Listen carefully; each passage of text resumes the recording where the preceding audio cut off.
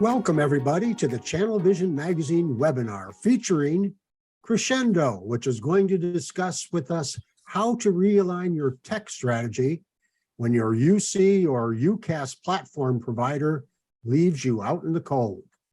I'm your moderator, Bruce Christian, Senior Editor of Channel Vision Magazine. Our host for today's discussion is John Britton, Chief Revenue Officer at Crescendo. John, take it over. Great. Thank you, Bruce. Appreciate it. And just want to welcome everybody to today's webinar. I've got a panel of really esteemed technology leaders, senior executives in the communications industry that are joining me. And it's just a pleasure to be with you today. So first, I'm going to ask my panel to go around and introduce themselves a little bit, tell us a little bit about their company. So Sean, you want to kick us off and welcome and tell us a little bit about yourself and in telecom. Yeah, thank you, John. Welcome, everybody. My name is Sean Torres. I'm the CEO and co-founder of Telecom. We started out as a communications company back in 2009, doing on-premise systems, and evolved into cloud actually in the end of 2011. So today we service a little over 4,000 clients with about 18,000 seats in the market. So ranging from large call centers, hospitals, casinos, auto dealerships, you name it. Awesome. Thanks, Sean. And I did do one thing in the panel today that you sometimes don't do, is I have two panelists with the same first name. So, you know, I'll try to be good on my direction to Steve Meyer and Steve Leithold. So Steve M., why don't you tell us a little bit about yourself? Okay, I'm president and CEO of Nortech Communications. We are a Minnesota-based provider of telecom and networking services. Started out back about 24 years ago as a Nortel dealer. I evolved into a Avaya dealer, and now we are fully on with the UCaaS platform from NetSapiens. Awesome, great, thanks. And Steve Leithold. And welcome, everybody. Steve Leithold here. I'm the president and CEO of STL Communications. We're a managed service provider based in St. Louis, Missouri. Long-time Nortel Avaya partner, and have been engaged now with NetSapiens and Crescendo for, I believe, about 2.5, almost 3 years. And we are both in the voice industry, the traditional IT industry, and then we also have a division in the nurse call industry as part of our healthcare practice. Great. And for anybody that joined us that might not be familiar with Crescendo specifically, we merged about 15 months ago with a company called NetSapiens. And the NetSapiens platform is well known. It powers a couple of hundred independent UCaaS providers, from large carriers down to local companies and managed service providers. And we have over 2.5 million users globally on our platform, and continue to expand and grow at about twice the rate of the market. And so part of the benefit of today is that we want our audience to learn from each of yours experience in kind of the journey that you've been on since founding your companies and evolving over the years. So you've all built successful businesses in the managed services, communications, technology service provider industry.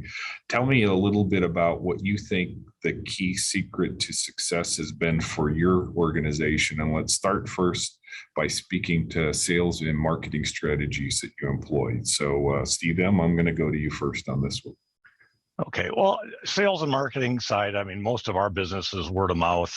We had a lot of legacy Nortel equipment, a lot of legacy Avaya equipment, and we've used that to leverage and migrate people onto our NetSapiens platform, especially with the Avaya products, the J series telephones. We're able to use those on the platform, so the endpoint stays the same, and really keeps the cost to migrate over at a minimum. And provide better services. Okay, great. Sean, what were some of your key sales and marketing strategies that you used? You know, it's really been relationship based. You know, we've grown. Typically, the last 5 years we did 27% growth year over year. This year we're at 59, and a lot of that, pertains to building strong relationships with clients, our service team offering a higher level of service, and implementation has just been incredible for us. We were very good at it when we were installing on-premise phone systems for years, and obviously migrating to the system has allowed us to scale faster, more reliable, and it just, again, I think it kind of adds to some of the growth with the feature functionality that we can offer now under one roof. So Okay. I think it's been a good run. We'll keep going. Great. Excellent. Love that. All right, Steve Lighthold. So I agree with both what Sean and Steve said, but I'd like to add to that we've taken an approach that managed service and bundling services and products has really been important to our success, because as the world has become more complicated in voice technology, and as we've all begun to move away from premise-based systems, it's my belief that the customer really doesn't want to know or understand what's behind the curtain, so to speak. And so in a managed services model, our ability to market our slogan, technology made easy, right? Here's your price, it includes everything, and you as the customer really don't need to understand what makes that work. You just need to know it will work, and it's there for you all the time. It's great. So your model is you're more of an outsourced technology provider for your customers. Absolutely. Our ideal customer is one who says, I don't know and I don't understand technology. Sure.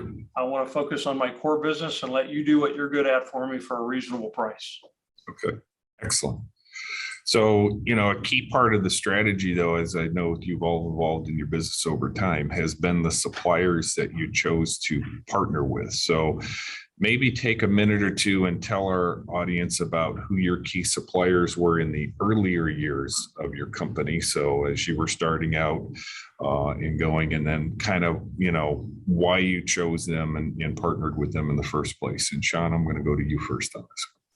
So we originally started out and cut our teeth on the Avaya IP office system back in 2010. By the end of 2011, I had realized that cloud was going to be something that was going to be here to stay. I took an IP office, put it in a data center, and started hanging phones off of it, as well as still doing on-prem. Evolved into some Mitel deals and became a Mitel partner as well, servicing some hotel motel clients here in New Orleans, and then just kept expanding. Went down the road with Avaya, started using their model on UCaaS to resell their services instead of me front loading the capital on scaling out. And then obviously that partnership was dissolved when they had sold out to RingCentral. So I didn't want to go down the path of a reseller. We wanted to make sure that we were the ones servicing the client. So that's kind of what put us there. Did you mention that you're a Saints fan? Yeah, I am a Saints fan. I'm a Saints fan. We need a new quarterback, but That's right. a whole nother conversation. Yeah, no, I'm just loving the gear in the office. All right, so Steve L. So our history goes back, even to AT&T in the 1980s, which if I remember right, I think, Sean, isn't that before you were born? Yes, it is. So long history, AT&T, Lucent, Avaya. We were a Nortel partner for an extended period of time as well, and worked with all their products. And also very similar in some ways to Sean, and he and I didn't even realize this until we had both done some similar work with trying to use some of those products, including Avaya, in a managed services environment, even though they really weren't designed for that. And we actually found out we both did pretty similar things with that, as Avaya really didn't have a product or service to offer at that point in time in the managed services world. So, and then we also have our healthcare division, which has an interesting twist, and its tie into voice communications in many cases. Interesting. That's a great vertical for you. I know that. Steve M. I go back a little further than Sean to back in the 90s. We started selling Nortel. We did North Stars, BCM. I come from the option series switches, big call centers, and of course, When Nortel went bankrupt, all that value and your name gets sort of dragged through the mud a little bit with what's going on with some of these big companies. We quickly changed to Avaya. Basically, Avaya bought out Nortel, and had a very similar approach to Sean and Steve L, where we had people and clients that wanted to move to the cloud, don't have a good solution with those with Avaya. We started doing IP offices and setting up our own hosting environment, and it works okay, but it really didn't have the ease of rollout that we find with NetSapiens products. Not even close. Okay, great. Thank you. So if kind of fast forward from that, because we've all dated ourselves now on this on the webinar, but kind of fast forward from that moment. We're in an industry it's evolved significantly over the past decade. So can you describe for me some of the major evolutions you've seen from a technology and go-to-market perspective? And Steve L, I'll go to you first on this. Sure, you bet, John. So one of the things that I think is, as we all dealt with premise-based systems, as things like SIP, and as we move to the cloud, the world of voice has become far more complex. We're all dealing with SIP trunking and session border controllers and things that didn't even exist a few years ago. And so I think part of what's driving that move to the cloud is the complexity behind the scenes, as I mentioned earlier, behind that curtain. But in a good way, that's what's driving the move to the cloud and to managed service, because most customers, unless they have a lot of in-house expertise, really don't want to know how that works and can't afford to invest in the expertise to make that work for them on an individual company basis. It just doesn't make sense. Okay, great. And Sean? When you look back at the evolution of the on-premise PBX, and even though I was kind of late into the market with on-premise, kind of looking at what it took to scale out a on-premise system with the functionality of call center and true call recording, and even down to voicemail. I can remember voicemail giving us challenges with all these separate devices with Voicemail Pro, and to be able to put it into one, when you really look at the scalability, I remember a few years ago, I had a person tell me, oh, these large entities, they'll never buy cloud because it's on a per seat basis and they're never going to go that direction. And I will tell you that the majority of the clients that we're migrating over are the 300, 500 plus seat accounts that realize the cost to pay someone to maintain it, the cost of software upgrades, the cost of server upgrades. I mean, just this, when you really pull back the total cost of ownership of these on-premise systems and you really look at what it really takes to go to cloud, I mean, it's actually more cost effective. And it's better for us as the partner too, because we can do it faster and we can service it faster rather than trying to go service 85,000 different systems and locations. Right. That we can now just manage through 3 data centers. That makes things much easier.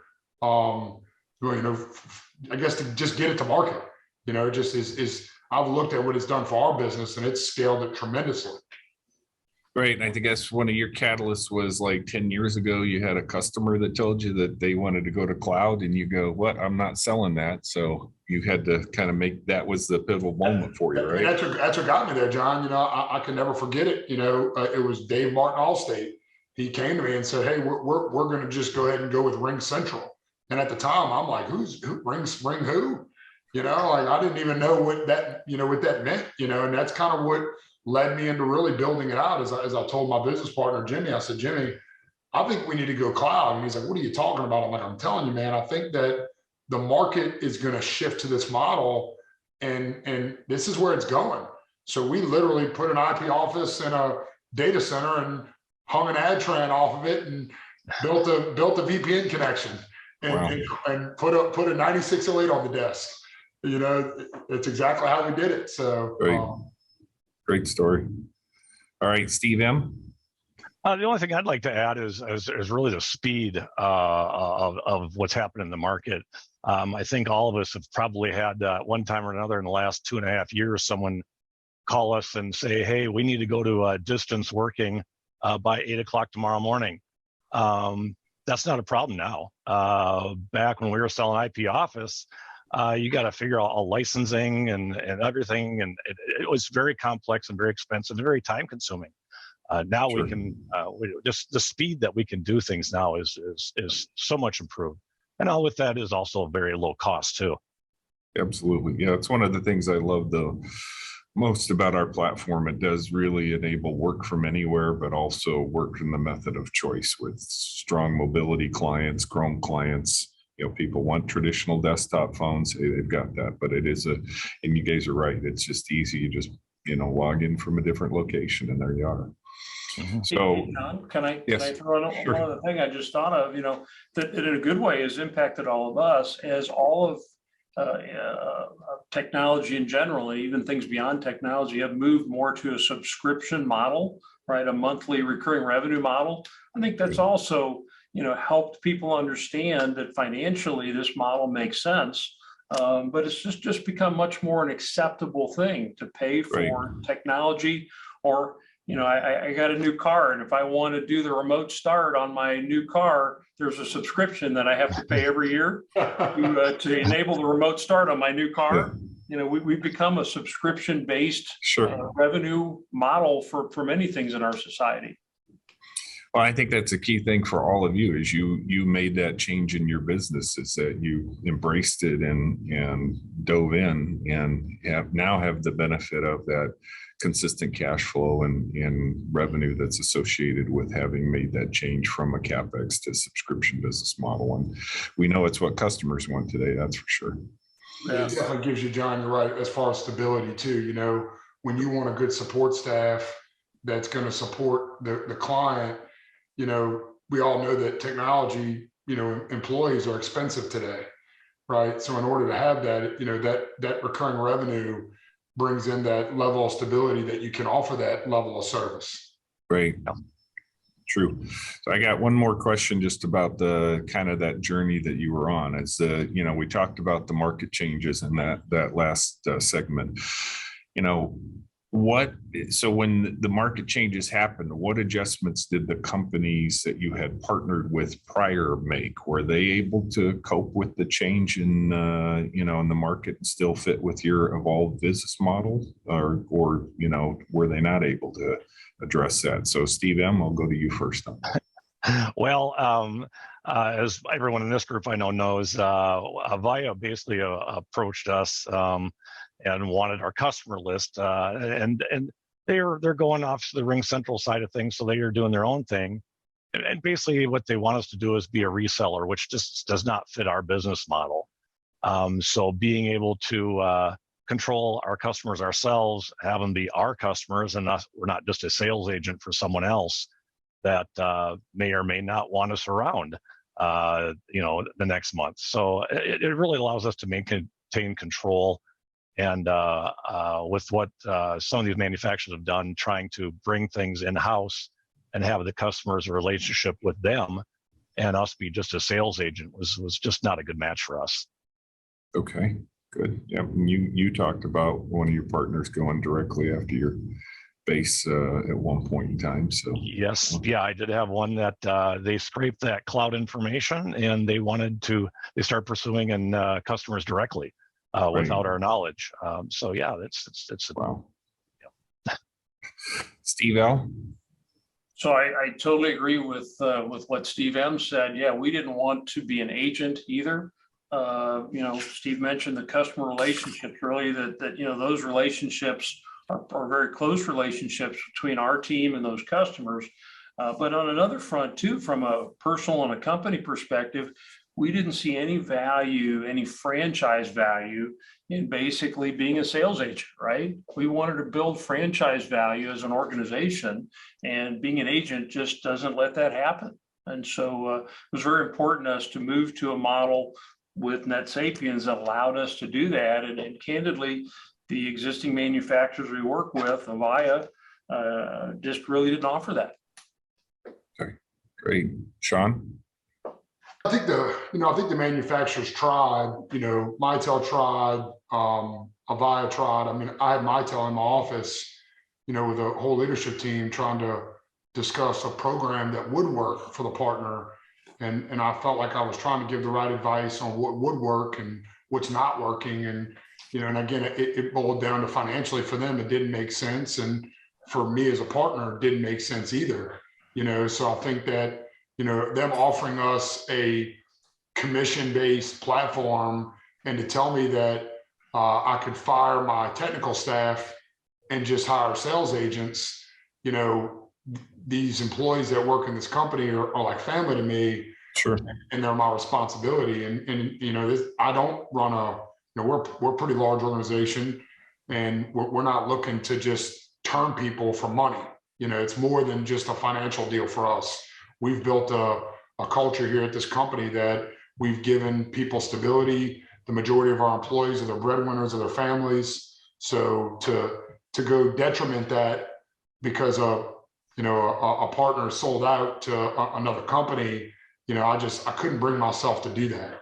So that's really what drove the major decision to go this direction, was that, you know, I care about these people are giving their life to me.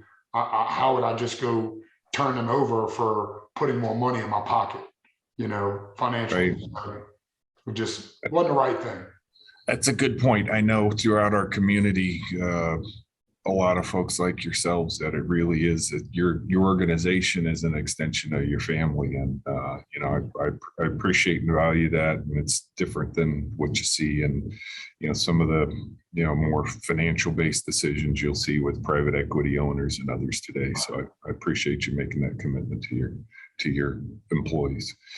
So you guys all came to this crossroads with your supplier strategy. It no longer kind of fit the realities of the market and your adjusted business model. So let's talk about, you know, you realize that. What did you do? So Steve Whiteholt, I'm going to go to you first here. Lots of internet Google searches to start with, right? As you can imagine. I talked to some customers who candidly we had lost deals to, but we knew they had purchased a cloud-based or a managed service model. So I wanted to find out from those customers where we could find from them directly what did they like and not like, and why did they purchase what they did. And I think we really, throughout that, my approach was to find an organization that wanted a true partnership, right? Not a sales agent, not a reseller, but a true partnership that would allow, you know, both ourselves and our customers to prosper long-term in a partnership type arrangement. Sorry. Great. Yes. And Steve M. Similar, what we were looking for is something we could manage ourselves, that we owned, and not just borrowing, you know, rack space from someone else. Something that we controlled the information that's in that, because all that information is very sensitive. In a number of different ways, but also just in your purely marketing, you want to maintain control over that relationship. And we again did Google searches, looked at a lot of different options. We also looked at some white label options, and that were okay, but not just to the level of control that we have with the NetSapiens product. Yeah, it's one of the things I like is that I think we do deliver good owners economics for our community in the platform or in the solution, where, you know, it's efficient to run, scalable, affordable pricing. You guys can, you know, make a good margin on the product overall. Sean, what was your journey in this? You know, I first met Anad in 2 years prior to even purchasing a NetSapiens. I met him at a Whisperpalooza in Las Vegas, and went out, we had dinner, we discussed it. He had understood that we had a pretty large, I think at the time we had about 6,000 or 7,000 seats sitting out there. And he was asking me questions on how I was consuming the model. And then fast forward, me being a good partner to Avaya, jumped on their cloud program. It was easier, it was faster.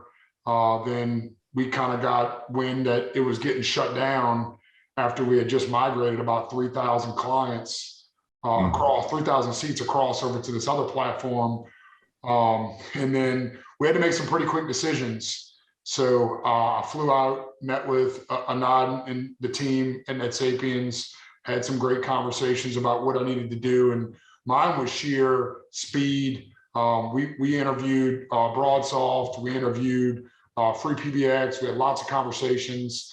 And really, it made me feel comfortable with the team that was behind it to help me get this rolled out. And from the data purchase to the first phone on the desk ringing was about 60 days. Now, I will tell you, that was a brutal 60 days to get it turned around and working properly. But, NetSapiens team stepped in, they helped us, worked with our group, and just made it a success. And it really, without doing that, I will tell you, had a backlog, a workload that had to get deployed, and without a platform, it would have put me under. It would have put me out of business. So it truly, it saved my company. So I will tell you, it was a very scary time for us, and it worked. And NetSapiens took the challenge, and we made it happen. So, and again, it was one of the best decisions. My VP of service, James, still tells me today, like, man, you got some big cojones to kind of jump off that ledge, and we did it, and it played out very well for us. Right. I will tell you. That's great, because we did a Channel Vision webinar a few months ago. It was titled "How to Build and Launch Your Own UCaaS Platform in 90 Days or Less." So you just gave us the new benchmark of 60. Yeah, we did it 60. Now, I wouldn't say it was a fun 60 days. There was some 23-hour days going on, but it happened. And the telecom team and the NetSapiens team really worked together, and it wasn't just hey, here's your platform, figure it out. Right.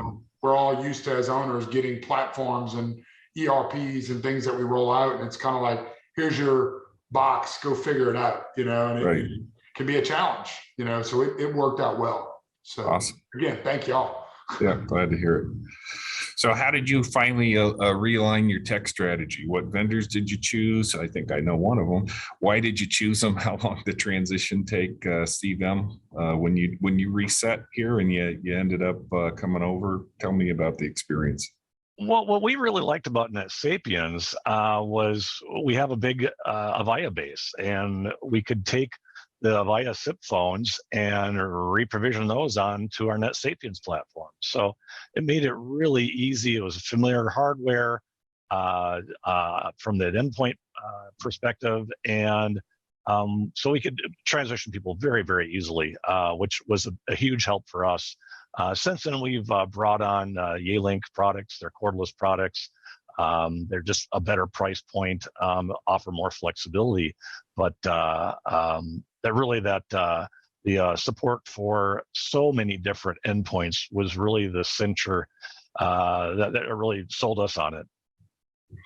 Yeah, it's we actually, Jason Byrne spent some time, VP of Marketing, validating this year that we believe we support more manufacturers' telephony devices out of the box than any other UCaaS platform anywhere. And at our user group meeting that I know that you guys will be at here in a couple of weeks, we've got 5 or 6 of them that will be there with their latest product line. So it's one of the things that I love is the ability to take a device, put a MAC ID address into your platform, be able to have the templates to provision the devices and things like that built into it. So I think that is a solid plus. Sean? It was really, again, speed. We had cut our teeth in IP office, and we didn't want to affect the customer base and what we were doing and the change we were making. And it allowed us, what I noticed looking at other cloud solutions was that you kind of lost some functionality that a traditional PBX had, and just thinking of easy things like a BLF key, right? And the ability to be able to do that in this product, as well as fix other problems or the struggles that we had with faxing alone, and the ecosystem that NetSapiens has as well, to kind of streamline things again through one platform, one portfolio. And it just, again, I think they've done a great job. We were a big Zima shop, so we're still able today to migrate with Zima and use Zima tied back into, NetSapiens. So just, I think it has a lot to do with the ecosystem too. And it just, speed to deployment. Like it was strictly, we're a fast-paced company. We're growing at a rapid rate. We needed to go fast. Sure. It helped us meet that demand. So again, it's been a great, it helped us. We can do installs faster. So therefore it's more profitable, for us. It's more profitable for the end client. I don't have to charge these huge implementation fees to deploy because it's kind of streamlined and, right. and it's easy, and you can still give the customization to the client, which is what they want. Clients want their system to tailor around their needs. Yeah, and you mentioned that you have a lot of customers that like to self-administer too. So it's Yes. one of the benefits of the platform, right? Huge. They can log in and do it themselves. Huge benefit. I never thought there'd be a day that clients wanted to manage their own. We were always the company that had a full, network operations center and a help desk that could support the client and do the move, add, change for them. But as the years have changed, clients don't want to make the change. They don't want to call you. They don't want to put a ticket in. They have an internal IT staff that can do it. And, the ease and management of the system, that was one of the things. We have a large hospital facility in Texas, and their call center manager manages the system, not their IT staff. Right. The call Wow. center manager. And Natalie has told me time and time again, Sean, I love this system because like me trying to manage IP Office, I couldn't do it. Like we couldn't do it. It's impossible. I'm not a tech.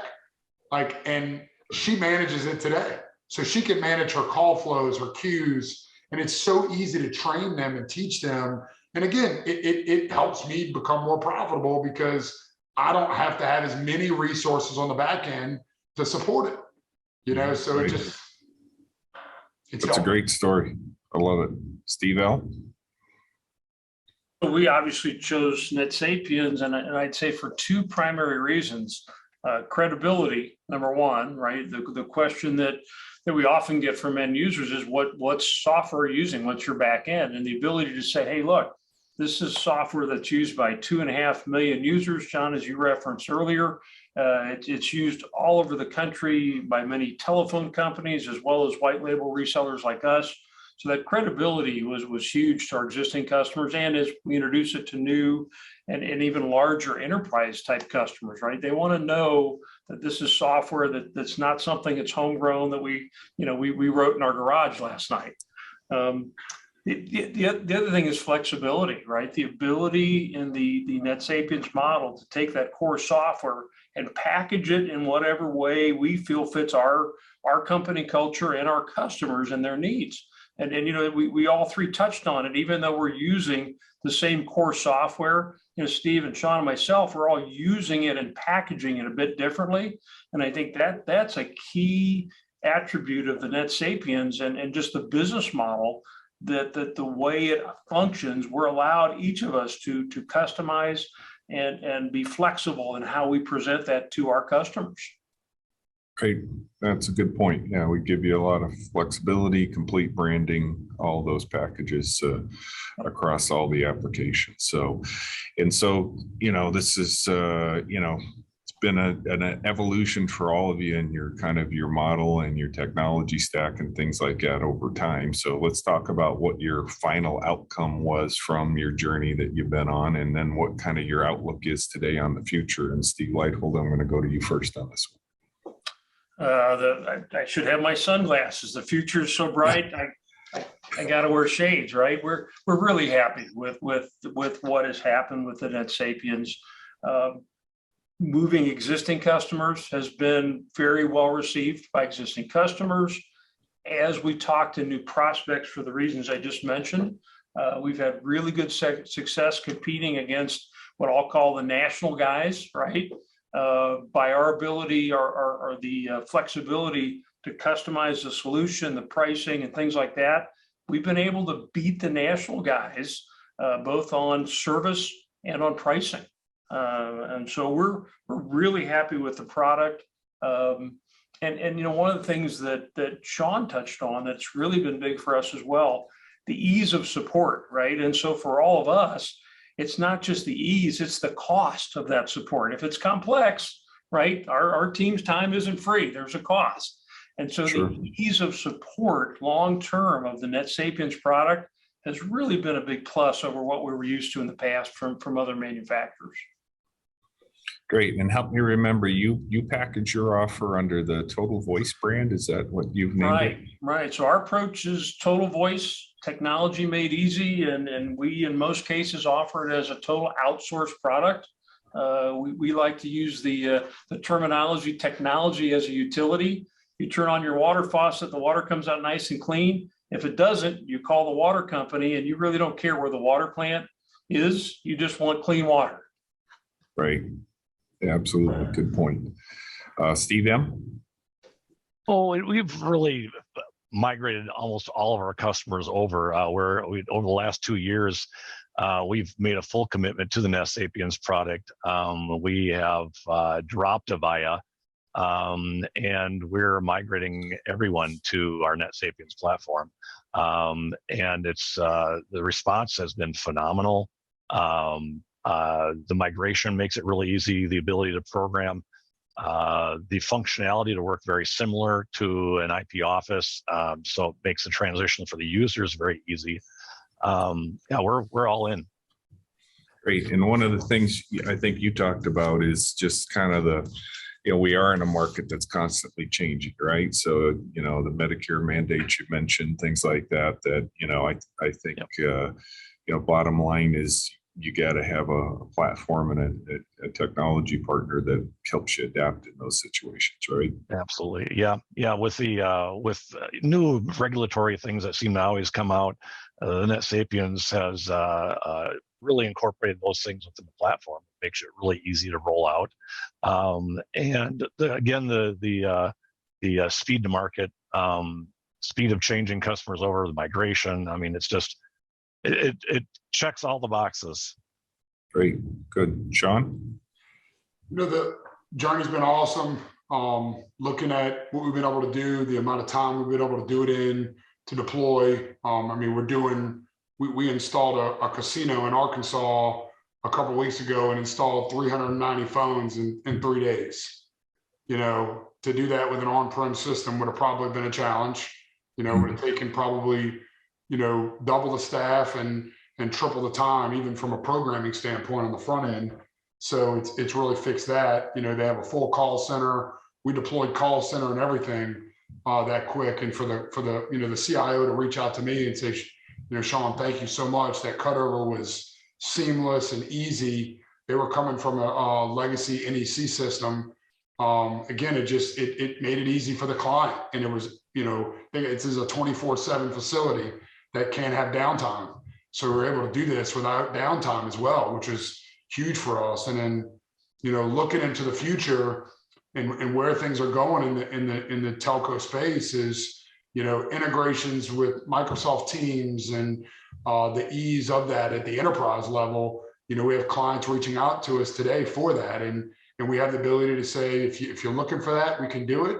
If you're not looking for it, you're there, and even looking at, some of the smaller clients today that want call center. We now have an affordable solution that, in my opinion, the call center package on this platform is incredible, and it gives an opportunity for a small business that needs it, because every small business should know how many calls they miss, and if they are missing calls, be able to call their clients back, and to have call recording for training purposes and the things that they all want. Now it's in an affordable solution that they can do it. So we can give the functionality that we typically before were only putting in to the 400 plus user account down to a 10 user account that can now get the same functionality. So I think that's huge, and I think as the demand for that will continue to grow, so. Right. And I'm glad you touched on the Teams integration with Microsoft Teams, because you market under IPC Cloud. So you've got that. Yep. We branded under ITC Cloud. It's the way we position it to the customer. We're very transparent with the client. They know that it's a NetSapiens backend. Like Steve said, I get that question all the time, because they're like, well, hold on, we're looking at Ring Central 8x8 U. And I'm like, okay, and I'm like, we're geo-redundant. We're 3 data centers. We're not, and we're based out of Louisiana. So a big question we get here is like, well, hey, we don't want to use you because what if you're going down? I'm like, well, trust me, none of my equipment is here. Nothing is in Louisiana. I can assure you. So, and even from a DR perspective, I can tell you, John, with Hurricane Ida, we went through a phase where we were down, right? But we weren't down. So we were able to take our staff, relocate them in the same day. It was already actually done prior to working because we're servicing clients in 16 states today. So we can't tell clients, oh, sorry, we had a hurricane. We can't change your auto attendant or things of that nature, right? So we were able to take our staff, put them remote prior to the hurricane starting, and it nobody felt anything. No client felt a blip in service or anything. So I try to tell clients every day that are migrating to our platform here locally, it's like, look, if you go down, what are you going to do? And not even hurricanes. What about a fiber cut? What about, there's so many variables that come in every day as a business, and how reliant we are on the communication systems. With having a cell phone app and a computer that I can go walk down the street to Starbucks and plug in, and I can still service my clients. I mean, it's huge, Yeah. Using our own tools we sell, right? So yeah, that's one of the things I love about our platform, especially the way you have it deployed, is it is like in an active mode. So the resilience is just amazing, and we get that feedback all the time from our partners. So we're going to just do a quick round robin for final thoughts before we toss it back to Bruce for any questions. And I'd encourage anybody in the audience, if you have any questions for us, type them in down in the Q&A there. And Sean, I'm going to go to you first. And remind me at Nortech, how do you brand your UCaaS offer, just so I understand? We brand under a Next Gen brand. Next Gen VoIP is our brand. Okay. Great. So any final thoughts on anything that we didn't talk about so far? Steve? I can lead out. Okay. I think that the journeys it's been awesome. Even the ecosystem of partners, I've kind of, become friends with Steve L, and we talk on a regular basis and share ideas, and all the way down from pricing to how do we deploy, to even sharing resources at times for development. So it's just been a great, way for me to meet new people and new friends. And especially, I feel like I'm always the young guy in the room. So it's kind of nice to lean on some people. I don't have a family background in this space. I'll tell you, I taught myself how to do this off of watching YouTube videos.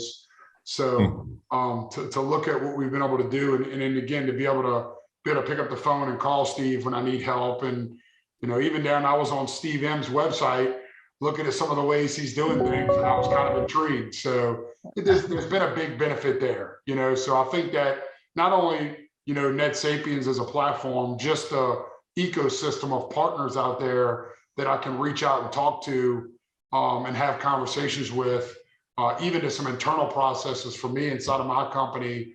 So I'm not reinventing the wheel. We know we compete in a sense, but I think we're all, good friends, and it's, there's no secret. We know there's enough business out there for everybody. So I think that, I'd like to end on the fact that, thank you, Steve L, and I'm sure Steve M, I'm going to be reaching out to you. I got some questions for you. So I love the idea of the partnerships. So I'm excited about UGM.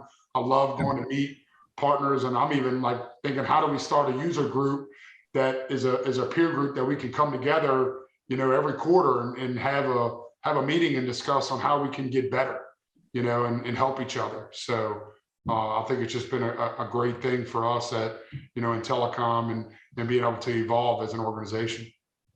Yeah, it's great to know. One of the taglines that we do use is champions of the independent partner community. And that's, I think that's what I love about, this arena is we do have an awesome community. You mentioned our user group meeting that coming up in a couple of weeks in Florida that we've got record attendance and record sponsorships for. Looking forward to having everybody together. And Sean, we will serve you paybacks on telling us all we're old 2 or 3 times during.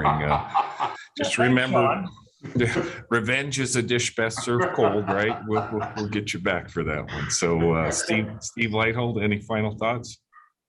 Just a couple things. I love, one of the things I'm the most happy about with NetSapiens is it gives us the ability to go to customers and say, look, you get the best of all worlds. You have a credible name brand, best of breed software backed by the personal service and the personal attention and the relationship with our company that you value. And it lets us offer something that really nothing else out in the market gave us the ability to do. So that's really what's important to our customers. And on top of that, one of the things I would say to anyone who's considering NetSapiens, it's not just the product today, but we're excited about the product development. Sean mentioned the call center, which gets better all the time, enhanced 911. I know there's some new things that I'm excited to see at UGM coming up. So, I think NetSapiens' commitment to enhancing that product and continuing to add features that end users are asking for, is something that I'm pretty excited about for the future going forward. So we couldn't be happier, and we're really looking forward to continuing to grow in our base of customers with the NetSapiens product. That's great. And I think I'm up to 243 cars out past your window during the webinar. So, well, we've been looking out the window watching traffic. So it's great. All right, Steve M., anything? I wanted to add that, NetSapiens saved our business. We, much like Sean, we were in a position that we needed a reliable solution, and meeting all those requirements, the ease of migration, the cost of deployment. I mean, everything that we've talked about today has been wonderful. And where the company is going and what we offer our customers now, this is the stuff I only dreamt of just a few years ago. And being able to offer these things and compete with the big guys has been really a huge help to our business. What a feeling of satisfaction when we can help our customers really realize their business goals through the ways that we can help them adapt in their business too. I think that's a great point. All right, Bruce, do we have any questions?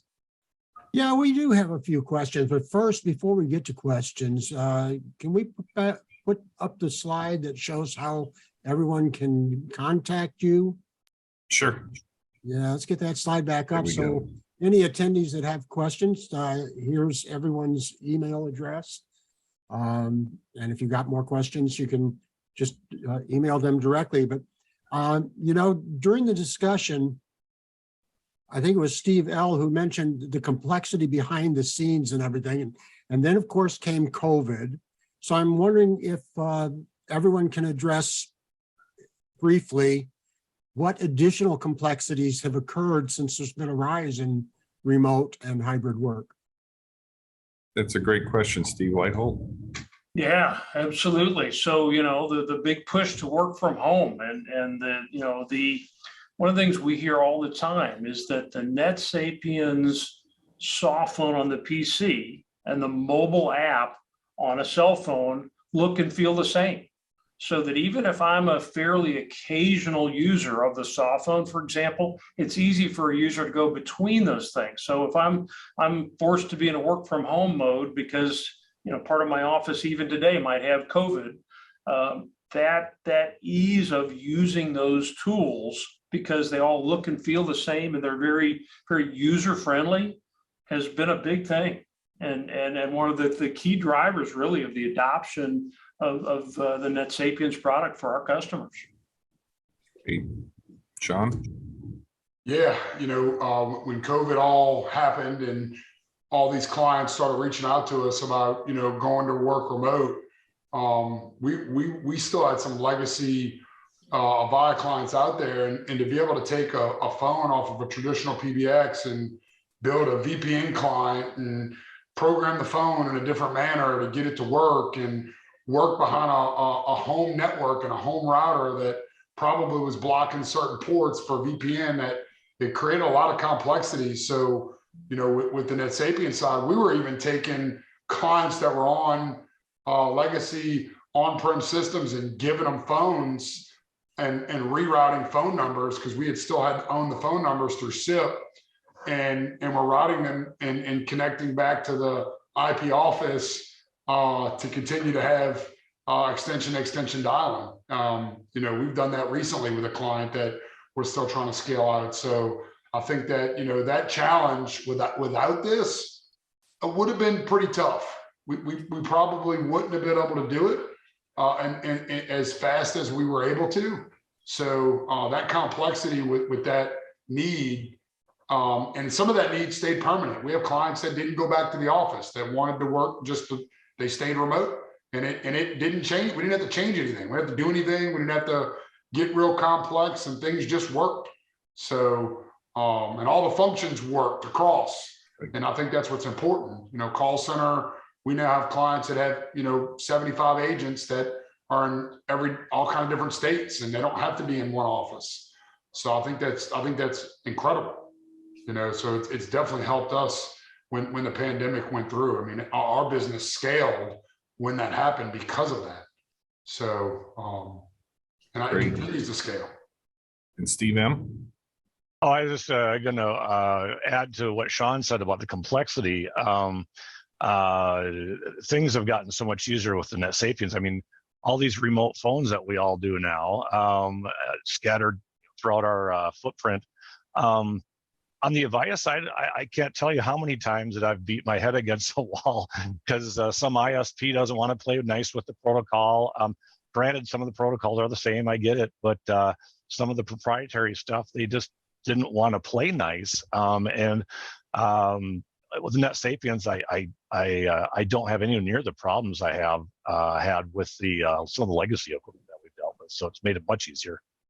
Great. And one thing I'd add is we're using Channel Vision's video platform today, but we do have a really nice on multiple HD meetings today, daily using our platform. We do, the meeting capability, the rooms for standing meetings that we'll have our sales teams and others joining, and then now webinars for up to 1,000 attendees kind of bundled into that licensing. And I think that's been a real benefit for a lot of people because you still get the immediacy of face-to-face like we've got here, but we're scattered all over the country. I'm in our La Jolla office today, and so we cover a lot of the country here. So excellent. Okay. Bruce? Yeah. Now, Steve M mentioned the sensitive data that's available. So I'm wondering if everyone might address how you keep the data secure from bad actors. Steve M, you want to take that one first? Well, yeah, as far as the bad actors that I ran into were actually the companies that we were doing business with. In that case, actually, it was a company called Finality. We sold their product. It was a hybrid cloud base, and they scraped all the data from the cloud and started marketing with it. And we had no way to prevent that. So with NetSapiens, you have full control over the product. You can give access to who you want or not. So you're in full control. You determine what level of security you're comfortable with. I mean, obviously, there's a balance of functionality versus security, and we all dealing with these kind of products, you have to be aware of that. But my biggest risk that I've personally experienced has actually been the vendor or the company that I'm reselling the product. Well, anybody else want to chime in on that one? I can say, John, we have some large healthcare clients and large financial institutions, banks that audit us. And I remember the first time we got audited, I was pretty nervous because I didn't really know if hey, do we really check all these boxes? And, with the platform and using NetSapiens data centers as a service too for us, we checked all the boxes and we passed the audit with flying colors, which was a great success for us. So to think through that, and look, these are large clients that they're getting audited. That's where this comes from. So, and we passed them in the banking industry, and then we passed them in the healthcare industry as well. All the way down to where are we storing the call recordings? How are they restored? Who has access to them? So the level of security that was there was huge for us, and that was extremely beneficial. So I will say, without the NetSapiens partnership, that may have been a struggle for us, being as where we were, just two years ago compared to where we are today. Today we could probably do that on our own, but there's really no reason to, because, with the NetSapiens partnership, why? We can make other investments internally into other engineers, and your staff's been great maintaining that environment. It's the same reason large organizations are getting rid of their own data centers and going to AWS and Azure, right? Same.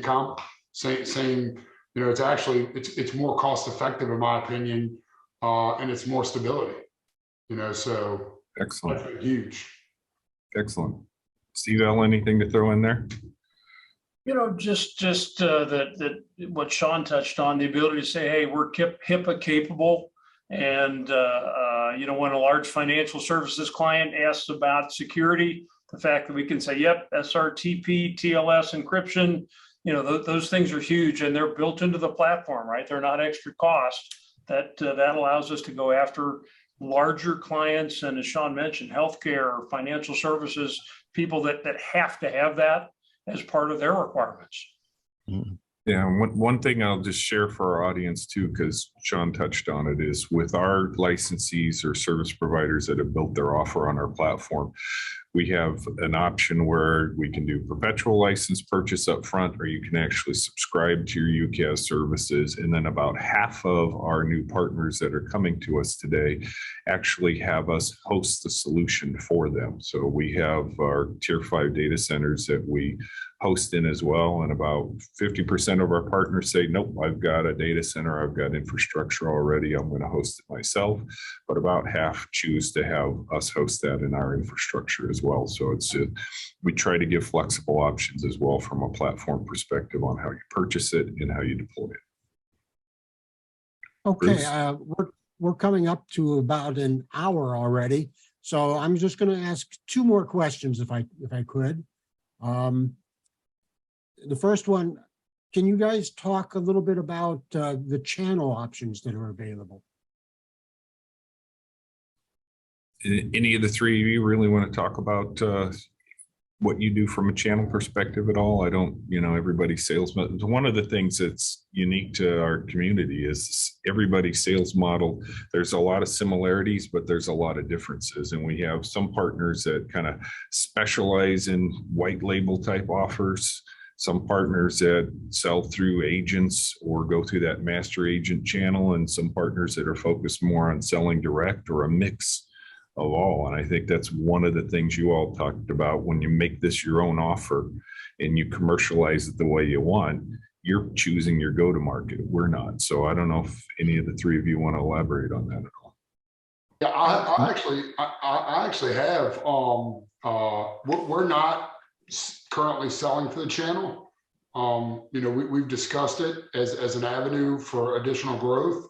I've just always found it a challenge to sell direct and indirect through the channel. And I never wanted to blow the lines and have people feel that, uncomfortable that we could go after their business. And, we have a full MSP division, and a lot of MSPs go through resellers. And so that becomes a scary thing for them, because we're very good at IT, and they get nervous that we would have their data and go after their customers. So I understand their positioning. But we do have a partner in Atlanta, Georgia, that is a good friend of mine that was looking for a cloud solution, really didn't want to make the investment. And, he helped me early in when I was getting into the Avaya world. So I was able to reach out and help him. And I've even told him, like, look, man, if it makes sense for you to buy your own and do a migration, there's a path for that. So, but I think we've made it very affordable for him. We manage all his ports, and that can be a process, managing ports. We have a full porting department. So I think that's where that partnership's actually worked. So we've kind of toyed around with the idea of scaling that out more. It is a good revenue generator for us, and it doesn't, the overhead on it's really not too bad. So and then, to the partner, he sees his logos and his image on everything. And he just gets to take advantage of the applications and the development that we've done internally on the system, so he's not having to make any of those investments. So I'll look at that from that perspective. And I do see it as an avenue. There's been times where me and Steve L even talk, man, should we have just went at this together and we could have just formed a partnership, and did this on our own? It probably been more cost effective for both of our wallets, I could see how that could work today because it could, and you could share resources. So again, like I said, I think there is an avenue there in the channel. It is easy to do it. So even if you're thinking about building your own white label and doing it, it's a very easy thing to do. Steve Squared, anything you guys want to add? Oh, No, you got it. yeah, I would just say we have a handful of traditional IT companies we've partnered with who've chosen for whatever reason not to get involved in the voice market, right? It's not their expertise. So we've chosen to partner with a few of them, and it allows them to offer a great product to their customers without having to invest in it. And then we've developed a few industry specific partnerships, right, in specific industries where they're basically reselling the product to their customer base in a very industry specific segment. And again, the flexibility of NetSapiens allowed us to develop an offer that fit that industry in a very niche type of way. So yeah, there are a lot of, it's one of the things we love about the product. You can sell it in a more traditional model, but the sky's the limit as far as how you want to package it and then how you want to sell it. Right. I think that's one of the things you kind of touch on that with our integrations partners that we work with. You have the ability to integrate our UCaaS into a tremendous amount of vertical focused CRMs, different programs, things like that companies deploy. So if you do have a real vertical approach to your go-to-market, you can integrate into the key applications that those companies use. We're not, I tell people a lot that, UCaaS is not the first application that people have taken to the cloud or they've taken to a SaaS model. It's usually your CRM, your ERP, these other applications. Of being able to integrate into them with our platform is a big plus, I think. Good. All right, Bruce. all right. For those who I didn't get to your questions, feel free to email those to John, and I'm sure he can get answers for you. But our final question today is because Sean talked quite a bit about change and what his company had to do to keep operating. I'm wondering what all of you see as the next big change or evolution in the industry. Let you guys take that. Steve Meyer, why don't you start us on that one? Oh boy, I'm horrible at predicting what's going to happen in these industries. The one thing that I have seen is, which I feel that NetSapiens protects us against to a very large extent, is these when you sell a product from another company. You sold a Nortel, and we thought, well, they're too big to fail. They're the biggest telecom manufacturer at the time. Well, look what happened to them. And then when you're selling it, promoting it, and then you get drugged through the mud with it. And Avaya went through their struggles too, and it's continuing. Going forward, I do see some of that. If anyone's looked at Avaya stock, they're darn near junk at this point. And with NetSapiens, you don't have to worry so much about that kind of the manufacturer's problems, especially when it comes to their stock and financials and all that stuff affecting your own business. Where you brand it yourself, you have some separation from that, which going forward, I think with all the uncertainty of the economy and in these industries, I think is important. Hey, Steve Lighthall. I would say that the only prediction I'm really comfortable making is that there'll be more change, right? We're in technology, things change all the time. I'm not sure I have any strong thoughts on what the next big thing is, but it's important to be prepared for change because it is coming in some form. Absolutely. Sean? I had a meeting with my leadership team this morning discussing change and where things go in the world. And, I think two things that I think are inevitable, that are going to happen. I think, the big elephant in the room is Microsoft. And I think Microsoft has an ability to influence things from an enterprise level first, and then trickle down into the smaller population. So I think we're tackling and going that direction already. So we can, like I said, we can integrate with teams today with NetSapiens and fix all the problems that and meet the solution, while giving the functionality that they truly need on the PBX, with the ability to build an auto attendant. And we've even toyed at looking at Teams as an individual product, and then taking NetSapiens in it and showing the client the difference. And we have a large enterprise client right now that's looking at it and was like, well, I didn't realize how much easier it would be to have both. And that's Right. kind of what sparked their interest. And two, you look at the industry today and where things are going, and integrations are key. And I know there's some questions out there about integrating into CRMs. So I think the open API application that NetSapiens offers, we've integrated with applications like ConnectWise, like Salesforce, like eAgent within Allstate. So I think that you can really narrow your focus as an organization. And we're working on some streamlined things today with some large healthcare organizations and some of their products to become on their marketplace as a preferred vendor. So that's going to help continue our scale. So I think the ease of API integration has just been incredible. So to answer the question that was in the box, at the same time as where things are going in the future, I do think that, if you're not integrating as a partner into people's business applications that they use every day, you need to start. And you need to start developing and getting into that world and embedding into their business. Whether if you're dealing with auto dealerships, financial institutions, they're all looking for that tie-in and that ease of use. And we've been doing that with this platform, and it works exceptionally well. And there's open APIs that you can use a partner to do, or if you're willing to make the investment and do it on your own, it's really not that hard to do. So we've done both. So and it's been incredible for us. So like I said, I think that's preparing us now for what is to come over the next 2 to 10 years. Because like Steve L said, there's one thing that's inevitable, and that's change, and it will happen. The only constant is change. I would just add to that, Bruce, quickly, that we do see the ability for smaller companies to deliver more of an omni-channel customer experience to their customers.